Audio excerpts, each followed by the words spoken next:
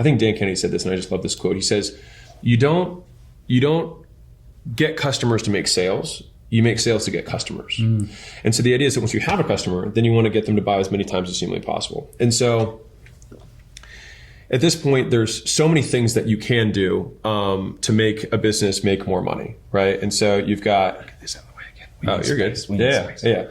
So one is that you can increase the price of whatever you have. I'm just talking about 8 different ways that you can make more money to get them, just basically make more money from any customer. So one is that you can just charge more. The second is that you decrease the cost of whatever you sell. So if you have a service, you can either pay people less, that's usually not the right idea, but you can improve the service ratio of how many customers to every rep. You can add tech in order to make their jobs easier. You can go offshore, things like that. The next one is you ask them to buy again. So you just do this times 2. You say, hey, you have that thing. Do you want to buy more of that thing you just bought? One of my favorite upsells ever. The next one is that you can get continuity, which is you say buying, which I see this as a quantity. This one as they're buying once, and then there's a delay, and then a day. So this is a quantity. Then you've got quality, which is, do you want to buy a better version of the thing that you have?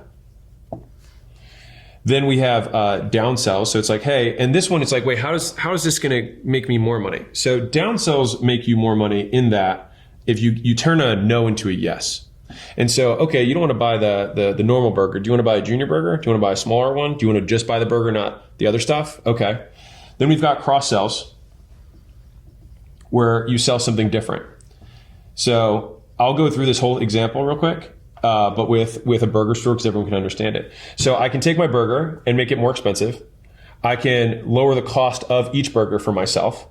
I can get them to buy 2 burgers. I can get them to come back again to buy another burger, or put them on a burger subscription. So this would be through like follow-up. Good idea for a business idea. Burger subscription business. In-N-Out should do that. Yeah, what are they? Did you eat it there today? It's great. Not today. Okay. We have There's had no way sugar. too many. There's no yeah, sugar. I'm sure. Yeah, I don't know what's in it, but it's not sugar. I don't think it's meat either. But anyway, you could have you can increase the quality of the meat. You say, oh, this is mystery meat burger. You can have sirloin, burger that's ground up. Mystery meat. Yeah, we can go lower quantity. So this is making it smaller. Oops, sorry, that's quantity. There you go. And then you can lower the quality.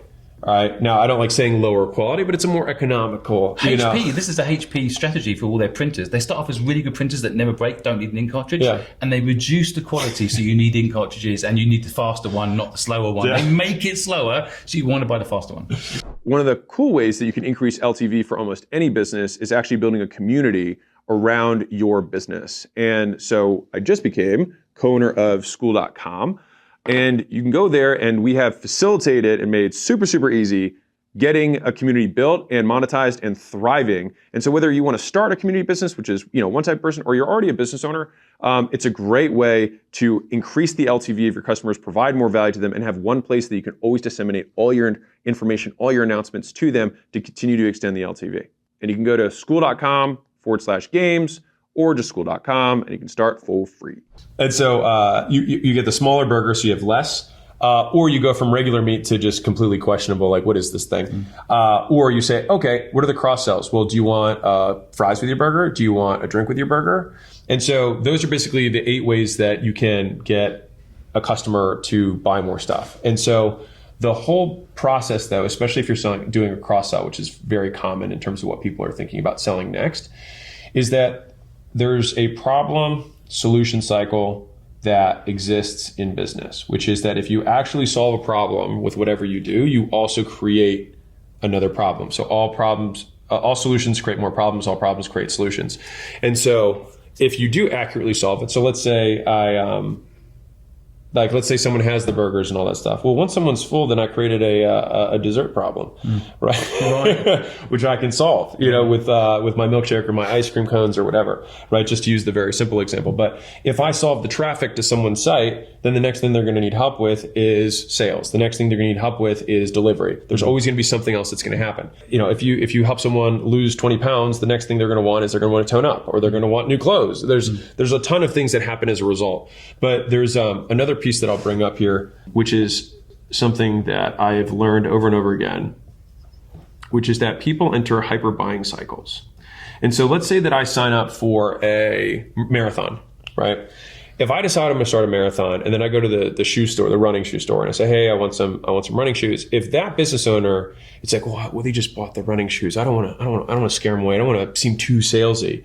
Well, what are they going to do? They're like, well, I still need the iPod thing for my shoulder so that when I'm running, I need new tank tops. I need running shorts. I got to have, the app that tracks my progress, whatever it is, right? And I've got to have those gels that, whatever marathon runners eat. But the thing is that if you don't sell it, they're going to buy it, just not from you. And all of that's going to happen in a very short time cycle. They're going to make the decision, I'm now a marathon runner, and so I need to get all the stuff associated with that. You buy a pet, there's a zillion things you buy. You go to a wedding, there's a zillion things you buy. Like whenever someone makes a decision to enter it, like basically they have a new identity that then associates with whatever purchases they're going to make, they enter this cycle where they just buy lots of stuff. And you want to be there right at that moment to make that next offer again and again and again. And offers are only bad if you present it at the wrong time or it's not a need. And so that's why we don't try and sell them. We make the offer. We present it. If they're not into it, no big deal.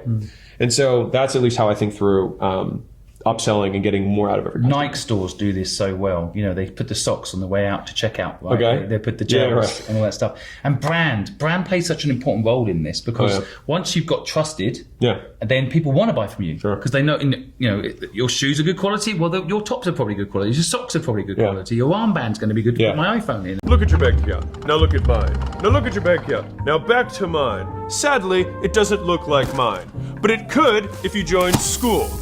Come with me. Where are you? You're at a party, but not just any party, your party, and you get to decide who's invited. You can come in, my dear. You cannot. Give me your money. And because it's your party, it can be free or it can be paid. It's up to you. And you're talking about whatever you want to talk about because it's your party. Learning and having fun. But don't believe me. Look at these numbers. This is the real leaderboard from last month. And sure, I could talk about Bill, who's making $62,000 a month, helping people bookkeep better. Or Jamie, helping women invest, making $41,000 a month. But what about the average Skool community? Well, the average paid community makes $1,360 per month. How about them apples?